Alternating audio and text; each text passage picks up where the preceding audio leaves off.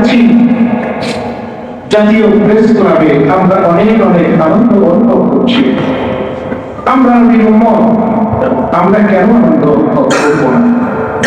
কেন ঈদ উদযাপন করবো না? কেন নবীর আগমনে আমরা আনন্দিত হব না? এটাই তো স্বাভাবিক যে আমার নবী পরিচয়ে আমি পরিচিত, আমি যত বড় শিক্ষায় শিক্ষিত হই না কেন, যত গুণবান হই না কেন, আমার পরিচয় মুহাম্মদুর রাসূলুল্লাহ। তবে আমি কেন অসুবিধা বোধ করি? আমার নবীর আগমনে আমি কেন বঞ্চিত হব? আমি কেন ছোট হওয়ার চেষ্টা করবো, অন্ত বড় হওয়ার চেষ্টা করবো? আমি যখন নবীর নামকে নিয়ে উচ্চারণ করতে আনন্দ অনুভব করবো, এটাই স্বাভাবিক। আলহামদুলিল্লাহ। এজন্যই যে মিলাদুন নবী সাল্লাল্লাহু আলাইহি ওয়াসাল্লাম উঠতে হবে, ভালোবাসতে হবে, নবীর সমগ্র জীবনকে ভালোবাসতে হবে। যদি মনে করে যে নবীর জন্মকে ভালোবাসি, জীবনকে ভালোবাসি না, এটা তো হয় না, এটা তো মনান্তর। এই মেধাবী যেন না তাকে সমগ্র জীবনকে ভালোবাসি, সিরাতকে ভালোবাসি, নবী হযরত মুহাম্মদ সাল্লাল্লাহু আলাইহি ওয়াসাল্লামের সমগ্র জীবনকেও আমি ভালোবাসি। দেখেন নবীর শেষ সময় সেগুলো কেমন ছিল, সেগুলোও আমরা মনে করি, স্মরণ করি। আমরা তো ভাবে কোন মাসে নবী দিয়েছিল, আমারও দাবি সেটাই ঠিক নেই কথা। সফর মাস আসলে ব্যস্ত হয়ে যায় যে নবী অসুস্থ হয়েছিল, আমাদের উপরে অসুস্থতা আসছে, তারা ব্যস্ত হয়ে পড়ে। অনেক আউলিয়াদের অভ্যাস 63 বছরের বেশি বাড়বে না, কারণ তারাও এই অবস্থা রয়েছে। মাত্র 63 বছর হয়ে এমনটাই তারা নবীর ব্যাপারে ব্যস্ত ছিল যে মৃত্যু তাদের খুঁজে নিয়েছিল। 63 বছর বয়সে তারা আল্লাহ তাদের চলে গিয়েছিল। এরকম ভাবে নবীকে তারা ভালোবেসেছিলেন। আমরাও ভালোবাসি, আপনারাও নবীকে ভালোবাসেন। না হয় ঈমান হবে না। আল্লাহ রাসূল নিজেই বলেছেন, দলিল দাঁড়িয়ে হয়ে যাওয়ার কথা কোনো সুযোগ নাই, সময় নাই। শুধু বলবো নবীকে আমরা ভালোবাসি, নবী কেমন, নবী তার শান কেমন, তার মান কেমন বলে শেষ করা যাবে না। একটু আগেই মুহাদ্দিসিনরা অনেক কথাই বলে দিয়েছেন। বিশেষ করে নবী সাল্লাল্লাহু আলাইহি ওয়াসাল্লাম তিনি যখন মা আমিনার গর্ভে গেলেন, তিনি কি বলছিলেন? তিনি বলছিলেন, আমার গর্ভে যারা এসেছে আমি দেখলাম সেখান থেকে একটি নূর বের হয়েছে, ওইটা বের হইয়া সিরিয়ার রাজপ্রাসাদের ভিতরে সমস্ত কিছু স্পষ্ট আমি দেখতে পেলাম। হযরত মুহাম্মদ সাল্লাল্লাহু আলাইহি ওয়াসাল্লাম তিনি যখন মা হালিমার বাড়িতে গেলেন, খুব সুন্দর একটি ঘটনা বর্ণনা করেছেন নবী নিজে। তিনি বললেন, আমার দুধ ভাইয়ের সঙ্গে, সংক্ষিপ্ত করে বলি শুনুন, তিনি বললেন দুধ ভাইয়ের সঙ্গে আমি যখন নেষ্টবতী গিয়েছিলাম, তখন দেখলাম এভাবে দুজন লোক আকাশ থেকে নামছে।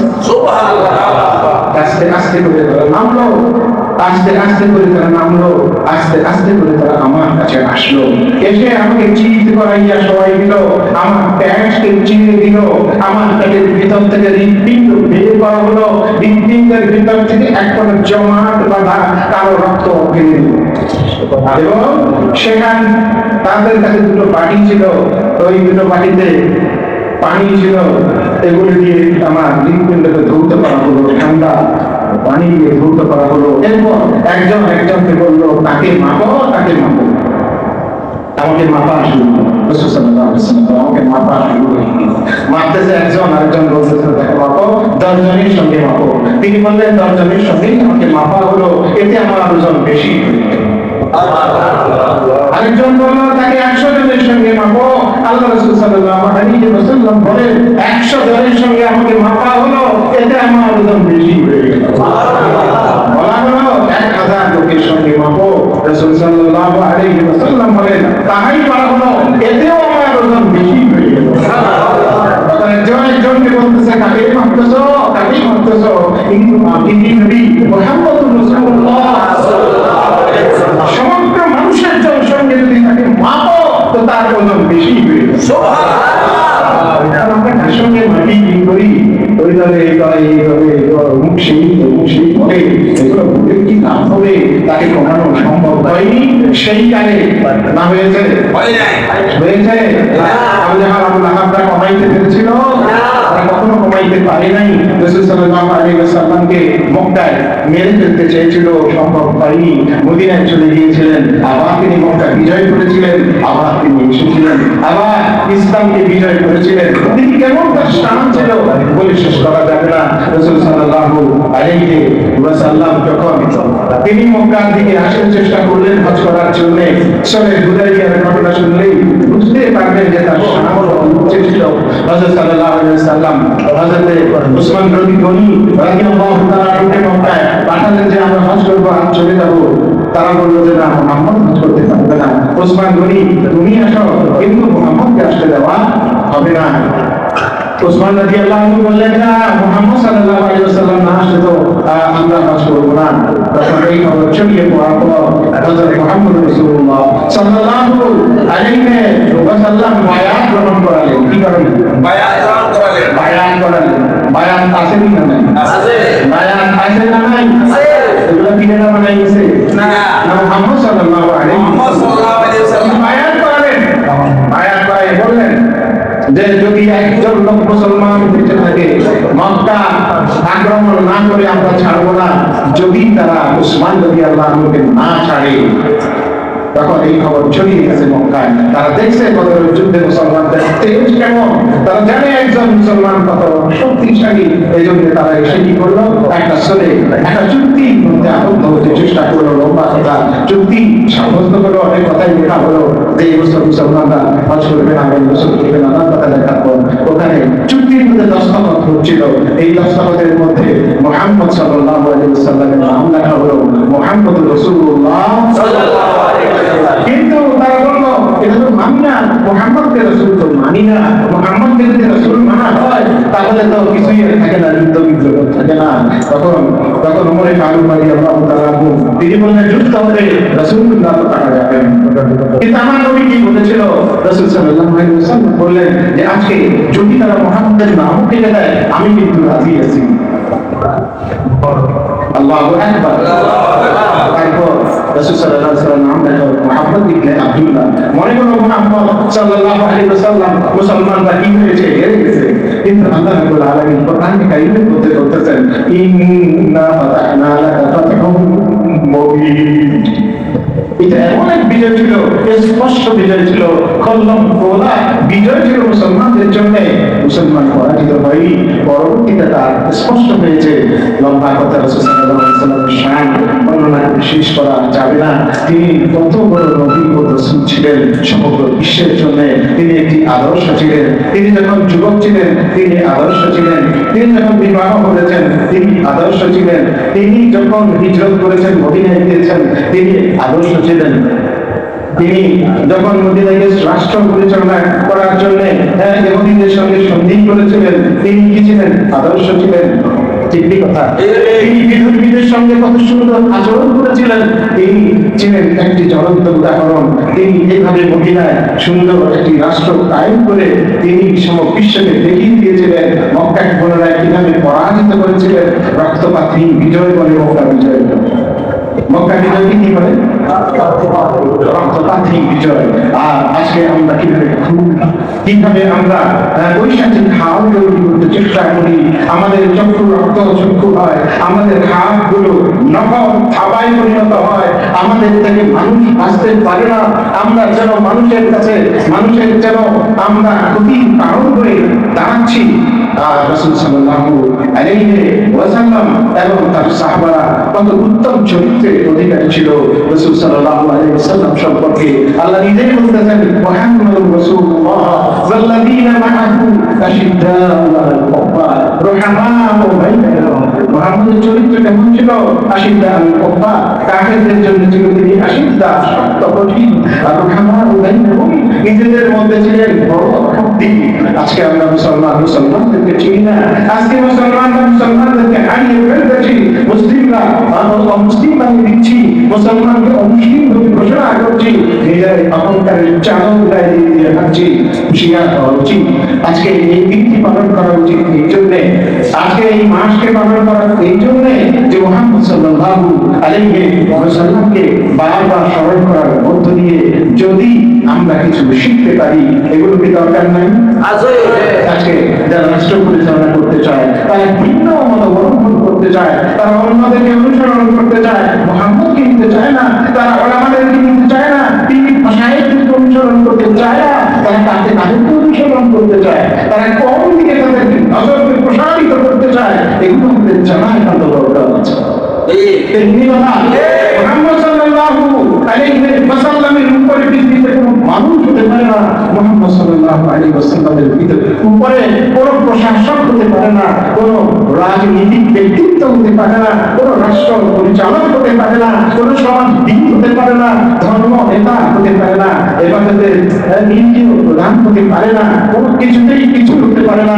মুহাম্মদুর রাসূলুল্লাহ সাল্লাল্লাহু আলাইহি ওয়াসাল্লামের কাছে সেই পদার্থ হতে হয়েছিল, সেই কালেও আজকের জন্য হতে হয়। এই জন্য সকলকে স্মরণ করিয়ে দিতে চাই যে শাহে ইসলামকে বারবার আলোচনা করুন, যে যত বড় দাবি করেন না কেন, মুহাম্মদ সাল্লাল্লাহু আলাইহি ওয়াসাল্লামের কাছে আমরা কিছু না, আমরা অনেক সাধারণ। মুহাম্মদ সাল্লাল্লাহু আলাইহি ওয়াসাল্লামের সবচেয়ে বড় এবং সবচেয়ে শ্রেষ্ঠ সর্বকালের সর্বশ্রেষ্ঠ নবী হযরত মুহাম্মদ রাসূলুল্লাহ সাল্লাল্লাহু আলাইহি ওয়াসাল্লাম। তিনি কত সুন্দর চরিত্রে চরিত্রবান ছিলেন। রাসূল এর পরও আল্লাহর কাছে দোয়া করতেন যে আল্লাহ আল্লাহুম্মা হাসান ওয়া হাসান কুল্লি, আল্লাহ আমাকে সুন্দর করে বানাইছেন, আমার আখলাকও সুন্দর করে। আল্লাহ নবীর সুন্দর কোন সন্দেহ আছে না? পৃথিবীতে যদি সুন্দর লাগে, সবচেয়ে সুন্দর মুহাম্মদ রাসূলুল্লাহ। একদিন সাহাবারা জিজ্ঞেস করেছিলেন যে রাসূলুল্লাহ, আপনি বেশি সুন্দর না ইউসুফ বেশি সুন্দর? কারণ আমরা জানি পৃথিবীর সবচেয়ে সুন্দর মানুষের নাম হযরত ইউসুফ আলাইহিস সালাম সবচেয়ে সুন্দর, এটা আমরা জানি। তখন নবী বলেছিলেন, শুনো, আনা মালিকুন ওয়া আবি ইউসুফ সাবিহুন, আমি হলাম মালিকুন, আমি নামে সুন্দর, আর আমার ভাই ইউসুফ সাবিহুন, আমার ভাই ইউসুফ সাদা সুন্দর। এই সবচেয়ে সুন্দর লাবণ্যময় সুন্দর, বাংলায় বলে লাবণ্যময় সুন্দর, লাবণ্যময় সুন্দর সবচেয়ে সুন্দর। মুহাম্মদ সাল্লাল্লাহু আলাইহি ওয়াসাল্লামের রূপ অনেক বেশি সৌন্দর্য, তার প্রত্যেকটি অঙ্গ বক্তব্য সম্পর্কে আনাস রাদিয়াল্লাহু তাআলা আনহুর বক্তব্যগুলো, তার হাদিসগুলো দেখলে বোঝা যাবে।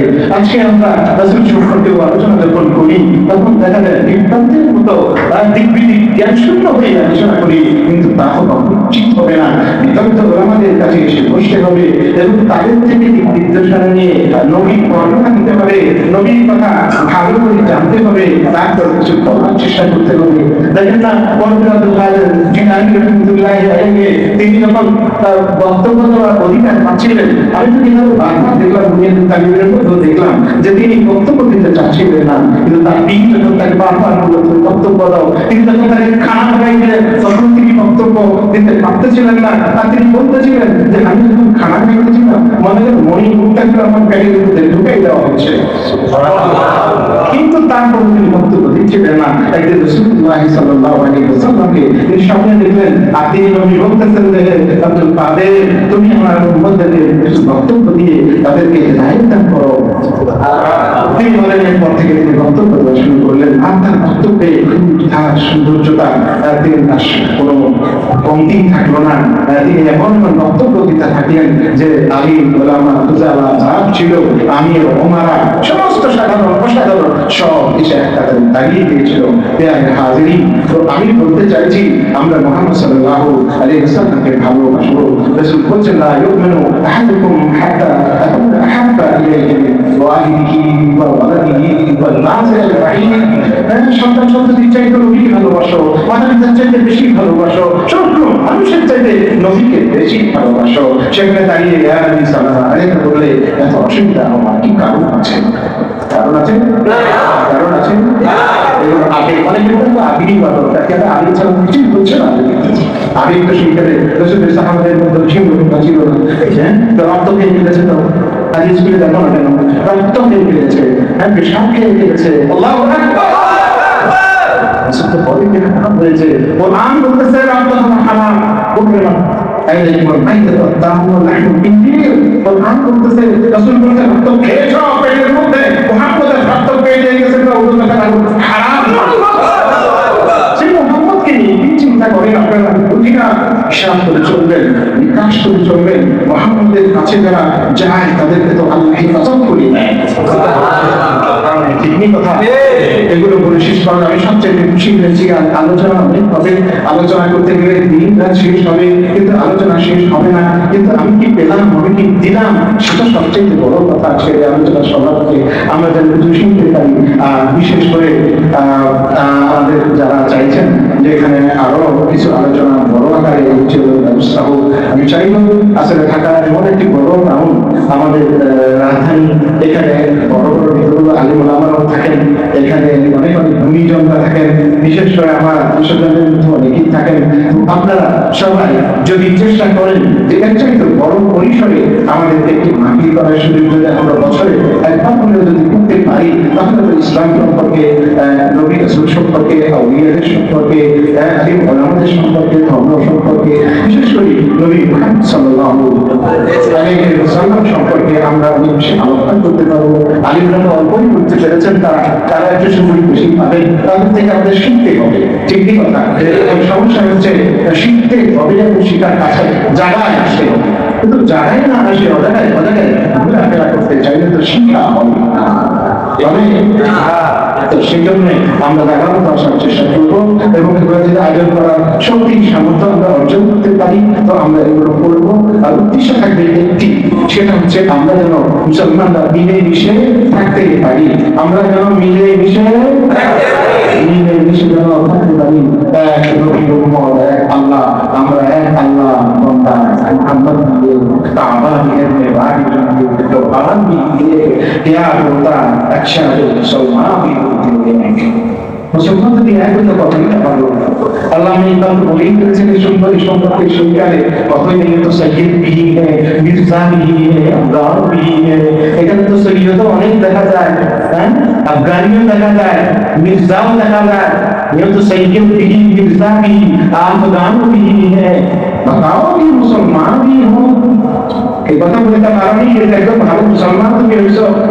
আমরা কি ভালো মুসলমান হতে পেরেছি কিনা, আমরা কি ইসলামের দাওয়াতের উপর আছি কিনা, নবীর দ্বীনের উপর আছি কিনা, এইটা আমরা বজন দেখতে পারতেছি। আমরা যেন এগুলো দেখি এবং সেখানে যেন আমরা চলার চেষ্টা করি, নবীর ভালোবাসায় সিদ্ধ হয়ে আমরা জীবনকে গঠন করি এবং সেখানে যেন চলতে পারি। আল্লাহ আমাদেরকে তৌফিক দান করুন। সম্মানিত আলিম ওলামা মেহমান যারা তাদেরকে অনেক অভিনন্দন।